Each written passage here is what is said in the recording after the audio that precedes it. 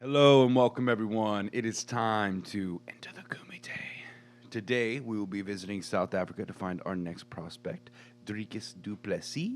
But first, if you enjoy the content we're creating, make sure to like, share, and subscribe. You can also find us on Breaker, Google Podcasts, Pocket Cast, Radio Public, and of course Spotify. So let's get right into it. Plessis was born in January of 1994 in Pretoria, South Africa. He is likely the most decorated fighter from South Africa. He was the first South African fighter to win the K1 kickboxing title in 2012. He was the KSW middleweight champion, which is a Polish-based promotion. He was also the EFC Africa welterweight and middleweight champion.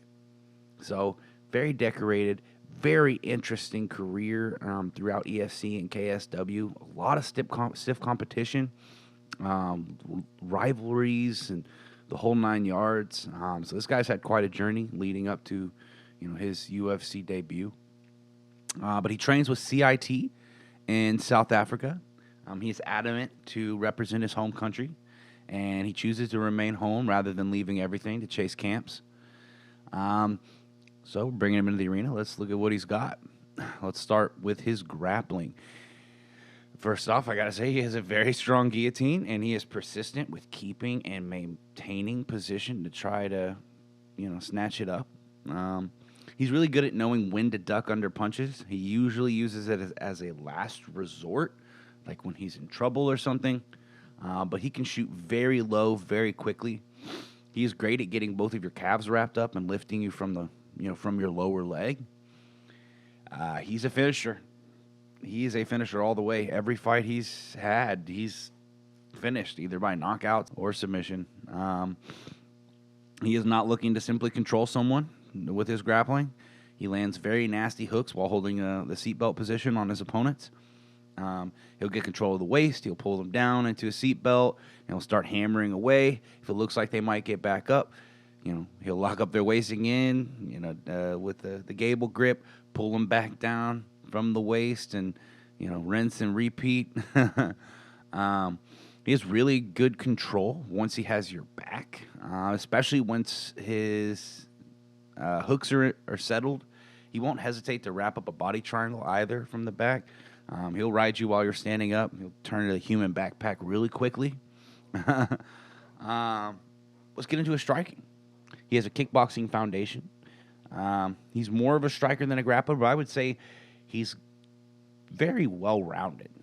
Very well-rounded. He's an advocate of using 8 weapons rather than 2, as he says, in regards to, boxing. He was saying that specifically leading up to the Trevin Giles fight. It's like, yeah, Trevin might be a better boxer than me, but I'm a kickboxer. I use all 8 weapons. He's mostly a boxer with, quick jab, fancy head movement. He typically throws in combos. He likes to flurry with some hooks in a high guard. He likes to throw the jab to leg kick, the leg kick to the inside hook, the jab to body kick. His body kicks are superb when he's landing it at the end of the combo. It's a little bit of a different story when he throws them naked, but I'll get into that in a little bit.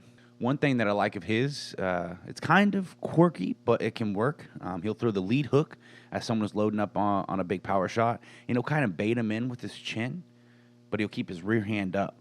He'll also lean with the direction of the punch to take that pop off, but to land with some big power, and he'll throw that lead hook. He got a knockout with it over Roberto Soldic in their first outing. He turns his lead knee in a lot to help get torque on his hooks. That's one reason they're so devastating. He puts a lot of his weight and intention into it. He turns that knee completely perpendicular to his opponent. So let's get into a little bit of some things that I would like to see him correct as he carries on in his path in the UFC if he's to be successful. I see that he holds himself quite tense when he's in there. It may be due to some cage jitters, but I do see him fighting like this quite often. He'll hold his shoulders pulled in and his head high with his chin out. But he is very responsible with keeping his defenses high. So I think this would be an easy fix for him in his camp. Another little flaw that I hope he gets settled out is that when he kicks, he tends to keep his head on the center line. Even though he has his hands high, or at the very least his rear hand high, his chin is an easy target for a fighter that has a feel for his timing. He also leans away from his kicks at times. I feel that this is due to his concern of getting knocked out when throwing one, which wouldn't be as much of an issue if he dip his head in more when throwing the kicks. But ultimately, it's taking a lot of power out of his kicks, which, he has the right technique when he's not worried about it to really land with some power. Which his timing of kicking his opponents on the start of their offense is timed very well. So when he's throwing the kicks right as they're about to start trying to surmount an offense, he lands it well. When he's throwing a kick at the end of a combo, he throws it well. So I'm not saying all the time he throws the kicks. He's throwing them incorrect. That's not what I'm saying at all. One thing he and his camp need to drill often is footwork. He gets his legs crossed up pretty often, actually, especially when he's being pressured. He'll step forward with his back leg before actually transferring his weight. The correct technique is to shift your weight as you're stepping into something. I'm sure it's easier said than done when you're in the cage. But, all three of these are very minute fixes. I don't think he'll have a problem sorting these things out, but he should get that sorted out before he really starts getting into the top 10 of the UFC, which I think he will be getting into pretty soon. So, yeah, let's get into his future plans. His next fight is scheduled against Andre Muniz, and that's targeted for November 6th. It would be on the card with Kamaru Usman and Colby Covington 2. Man, that's a hard fight. That's a hard fight for anyone. Andre Muniz is a big guy for the division and is a phenomenal grappler. I'm pretty sure that Muniz will have a pretty hefty grappling advantage in this one. So Dricus may have to rely on his striking, which I predict he will have the advantage. That one is honestly a toss-up fight for me. I do feel like Plessis will have good enough wrestling to get him out of some sticky situations in the grappling department. But if Muniz times something well and he gets a takedown, I don't see it looking good for Plessis. Muniz tapped out Jacare and basically forced him to go ahead and retire. Muniz is no joke. It is a winnable fight for Du Plessis. If he can manage range really well and he can, not throw anything too big that Muniz can, he doesn't want to overcommit because Muniz will definitely drop down. If Muniz can get that takedown and he gets on top, that might be game over. But Plessis has shown, for the most part, to not overcommit and to have good grappling. So, he's really quick about digging the underhooks, framing the neck, pushing away with the elbow.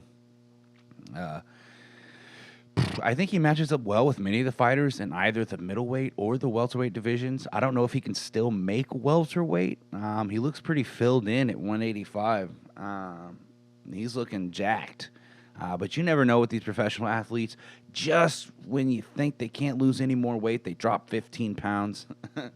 It's just insane how much water someone can cut out of their body. I would love to see him versus Jack Hermansson.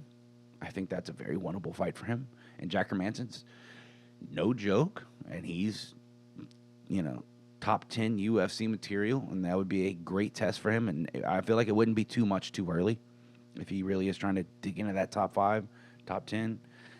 Sean Strickland would be a fun fight. And even Darren Till. Darren Till's coming off that loss. He's coming off a few losses, but he's coming off that loss over Derek Brunson. I feel like Darren Till, might start looking down a little bit, fighting people on the come up. He if he sticks around, he might find himself in a little bit of a gatekeeper position for a little bit, trying to earn his way back to a potential title shot. I don't think Darren Till's too far off from title shots. So if Du Plessis gets his name mixed up in that hat, it might not be too long before we see him in the title picture. I got to say, though, I can't see him beating Izzy, man. But what's new?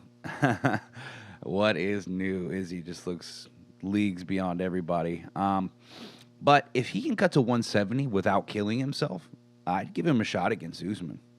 I definitely would. He's definitely the longer, taller fighter. but only after he's gathered some more experience in the highest echelons of the sport. Because Kamaru Usman is a tricky deal, and I think Du Plessis could get it done, possibly. But again, I don't know if he can get down there healthily.